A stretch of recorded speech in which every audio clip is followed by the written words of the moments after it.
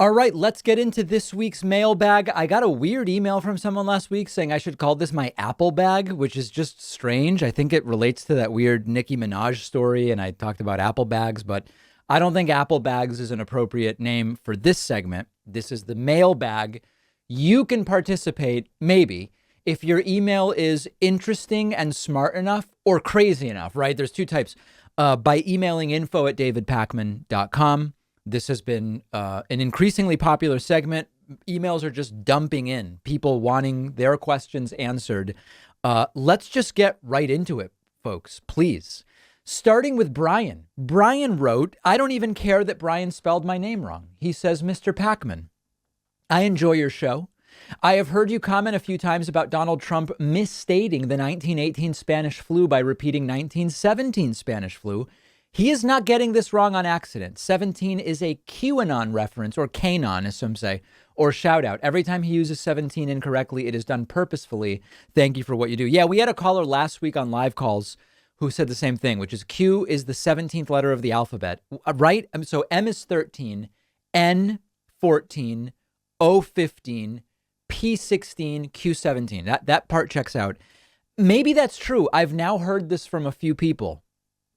Maybe. Yeah, I don't know. And if that's the case, it would be really disturbing about what it says about former President Trump, that he is sort of surreptitiously signaling to the QAnon conspiracy theorists. I would put nothing past Trump whatsoever. Part of me wonders whether he's clever or smart enough to even do that. Maybe somebody gave him the idea. I think the most likely explanation is also the simplest one. Trump misstated the 1918 flu as the 1917 flu once. Nobody corrected him, or they did, but Trump is too much of a narcissist to change it because it would concede that he said something wrong. So he's just continuing to call it the 1917 flu. That's my sort of guess. Next email is from Wayno. Wayno says, Sir, how does YouTube's ban on misinformation affect Joe Rogan? It's a good question. I think you're referring to YouTube banning all anti-vax stuff. It's pretty clear to me that Joe Rogan is staying on this side of the YouTube rules. Some of his guests, maybe on their own channels, are going past that line. But my instinct in looking at the updated rules, and remember that the updated rules from YouTube about they've banned anti-vaxxers and anti-vax content, it was already in place for COVID vaccine stuff. They've just expanded it to be all anti-vax stuff. And so since the controversial subject matter on Rogan's channel has been about, when it comes to vaccines, the COVID vaccine, that ban was already in place. So I don't actually think that the new rules will really affect Rogan. A lot of people may not know this, but there's much more content demonetized on YouTube than there is removed. There's actually, I mean, of course, like straight up gore and violence and out conspiracy, anti-vax stuff, it's removed.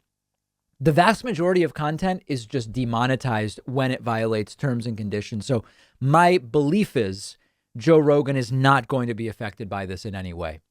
Next email today is from Daniel. Daniel says, evidence the Pentagon gave way more money to the Wuhan lab than Dr. Fauci's NIH, and the fact that Peter Daszak is the main one who gave all that money to the Wuhan scientists directly, and how one seems to care. I think what Daniel is trying to say is that despite what he believes to be evidence about money going from the NIH to the Wuhan lab, that no one seems to care. I believe that that's what this email is about. Listen, I've weighed in on this before. My view is I want to know the truth about the world, period. This is not a show where either for posturing or for narrative crafting or for any reason, I exclude things from the show that I believe are important or lie to the audience in any way. I always give my opinion. I want to know the truth about the Wuhan lab and funding and Dr. Fauci and the entire thing. I think what's important is that we understand, first of all, how much of this entire Dr. Fauci controversy fundamentally comes down to semantics, which I talked about last week on the Friday show with a caller who called in. That's number one. And number two, there is a lot of misinformation about this issue. So I continue to look when things come across my desk or my screen, as it might better be said, into the NIH Wuhan issue. And if I have some kind of major thing to come to you with and say, sirs and ma'ams, here's some news, you can rest assured that I will do that. Let's go to the next email. This is very weaponized. Now, I should actually even take it off the screen for a second. If there are kids in the room, get them out. If you have dogs that are particularly sensitive to cringe, get them out. Cats, they don't give a damn what the hell is on the screen. But in all seriousness, this is very, very weaponized. William wrote to me and said, they all died. David, I am the only member of my family and friend group who was smart enough to not listen to celebrity propaganda. And unfortunately, I was right.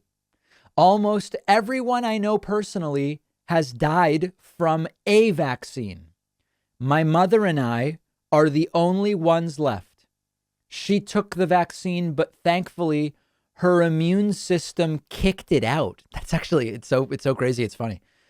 What am I supposed to do now that everybody I know and love is dead because of your stupid vaccine? Does this even deserve a reply? Like, I'm not even, this is either someone, I mean, like, what is this, right? Okay, so it could be just someone who's trolling. Fine. Let's imagine it's not. This could be someone whose family really has tragically died from different issues, could be even COVID, and they are wrongly blaming it on being vaccinated. Also, they say from a vaccine, not necessarily even COVID. So it could be someone who is misattributing death to vaccines. Could be someone who's completely delusional and disconnected from the real world. I don't know. Could be a serial murderer who's killed people and is saying it was vaccine. This could be anything other than what it purports to be. I think that that's sort of where I would leave it. But these folks are out there. Anthony wrote to me and said, misleading characterization. Mr. Packman, it is often stated in the media that most Republicans believe Trump won the 2020 election. Wouldn't it be more accurate to say that most Republicans claim they believe Trump won the election? Big difference, no? This is a beautiful question. We talked about this before. And we talked about this in a segment where I talked about the kind of magical thinking and we're at war mentality of many of these Trump supporters, where we wondered, when they say we believe Trump won, do they really believe it? Or is it the way they are choosing to answer polls in order to be part of the right team and in order to perpetuate some more general idea that they don't like Joe Biden? They don't like that Joe Biden won. And I think that I know I've been citing this a lot lately, but Neil Postman in Technopoly has a very good couple pages about exactly this issue, about opinion polling, which is opinion polling. Opinion polling becomes an invisible technology in the sense that we just look at the results of the poll and we don't think about why was it done, who did it, what does it really mean to answer questions in one way or the other, and how were the questions asked. And what a poll tells us is an opinion poll tells us what people claim to believe. And people might claim to believe something they don't believe for different reasons. We talked, there was this idea that the polls leading into 2020 that said Joe Biden was winning were wrong because the wrong people were being polled, right? Sampling problem. Or there were people, bashful Trump supporters, not willing to say that they supported Trump, but they really did. It ended up basically being false. I mean, Wisconsin was off. There's no doubt about it, but it basically was not true. But when it comes to what people believe about the 2020 election, it's important to say that the polls tell us what people claim to believe, and they may not actually believe the things they claim to believe for a whole bunch of different reasons. Very good point. Next email is from Larry. Larry says, keep drinking. Now it gets crazy. Now, by the way, keep drinking the Kool-Aid. Biden is the worst president in my lifetime. A liar, a wife stealer, and he has been selling out our country for his family's benefit for decades. It sounds like Larry's describing Trump, quite frankly. Larry goes on to say, Trader Joe's, where everything is for sale. Here we go with this stuff. Big Pharma must also love you. They are also a criminal organization and have you convinced, hook, line, and sinker, that they are our savior. Open your eyes, young man. So the first part is just whacked. I mean, like hard whacked. The last part, a bunch of people have written in and they've said, David, clearly you're being paid to promote vaccines. And I tweeted about this earlier in the week. Why would anyone pay me to promote? Like, first of all, promote. I report on the science of vaccines. But why would anyone pay me to promote vaccines? We're small potatoes, right? Like in the grand scheme of things, it would be sort of a dumb thing to do. And in addition, why would they pay me given that I've reported on the science of vaccines for a long time? Like what else can I really say about vaccines other than reporting when they work and what the impact of those vaccinations is? And this is part of the sort of superstructure around vaccination disinformation that's out there, which is that some of the people, there's lies being told. It's all lies is the point.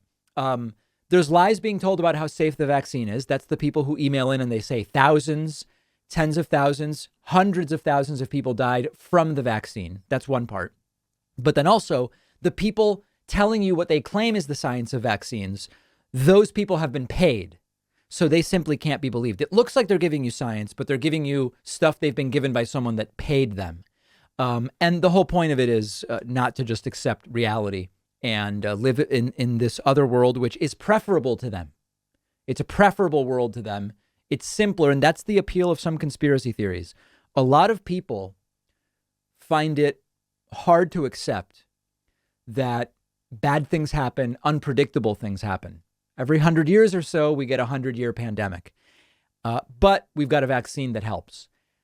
That sounds out of control to a lot of people. It's more appealing to believe this was all just done by humans. That's where you get the vaccine. The virus was created in a bioweapons lab and released because that's control. It's not a random event. It's not a probabilistic event anymore. And the vaccine is also part of the exact same plot. It's all a plot. For some people, even though they claim to be outraged by it, they would rather live in a world where everything is controlled by man rather than things that can happen that are left to chance, unpredictable, bad things. That's at the root of much conspiracism. Okay, last one today. Here's a bonus. This one came in via Facebook on Monday morning. This is from George. This is really wild. George says, you keep calling Trump supporters delusional.